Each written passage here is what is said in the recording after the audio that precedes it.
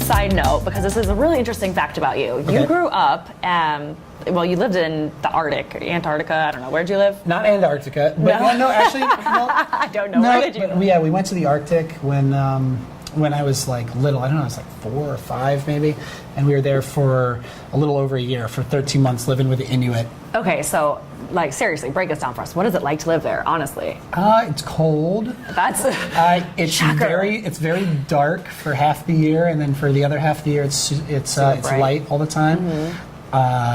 We What was lived- your home like there? We lived in a trailer. you know what? I grew up in trailers. All right. So, I mean... We lived in a trailer. We rode on snowmobiles. There was like one store. I think it was like a Hudson Bay company, and there we could never shop there because everything was too expensive.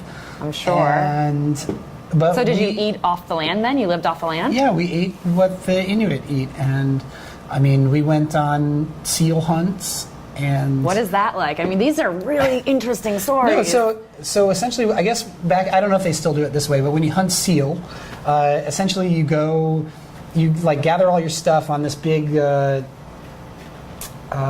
sled. Okay. Essentially, it's like a big wooden sled that you drag behind a snowmobile. Okay. And you pack all your stuff on the on the sled or whatever that you need, and you drag this thing out across the ice. And because the lakes and things they're frozen over. Solid, yeah. So you go out, and then essentially you go and you dig a big hole in the ice. How do you do that? I don't remember exactly. I mean, you were 4. I'm really testing your knowledge I here. Make a hole in the ice. Okay. The seals breathe oxygen, so seals are mammals, right? So they need to breathe air, and so the seal you dig the hole in the ice, so the seal's like swimming around underneath. It's like, I'm a seal, okay? And he comes up and plops out on the ice, right? And then what do you do? And to take a breather, you know what I mean? And a little breather. And so you're a few maybe 50, 100 yards, not 100, but maybe 50 yards away. You've built up this little snow embankment that you're hiding behind with your rifle. Little trickster. And and you just you shoot the seal. Just like that. Everybody will like gather around the seal, and it was I think it was traditionally a woman's job, and there was a woman's knife. It was called an ulu.